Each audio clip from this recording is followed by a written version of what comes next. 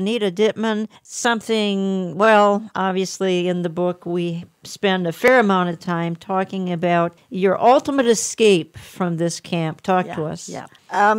It was a very, very cold winter day, and something strange happened on the way home before we escaped the night before.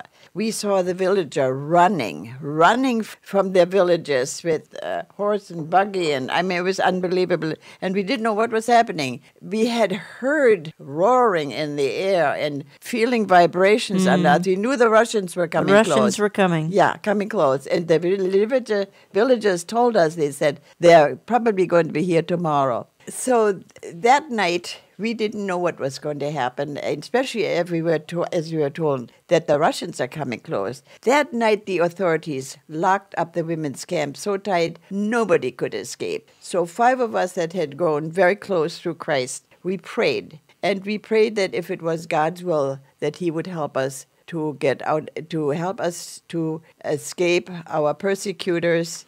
And we knew it would take a mighty miracle.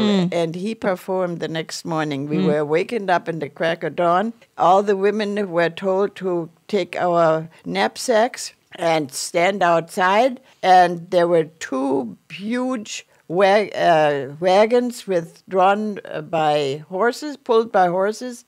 And they were chauffeured by Polish prisoners of war that worked as slaves on German farms.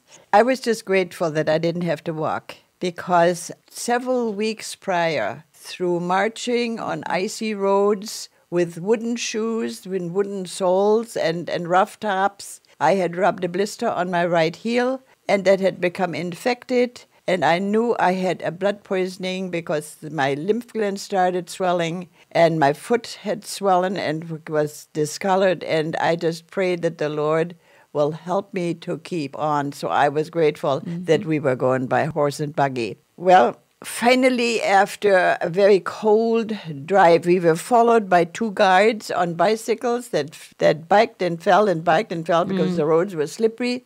Finally, we saw in the kind of crack of dawn, we could see outlines of barracks, and that were surrounded by barbed wire fences that were electrically loaded. And the gates had swung open, and we were driving in finally, and it was still kind of dark outside. Well, there were 5 of us that had prayed for a miracle, and we were still praying.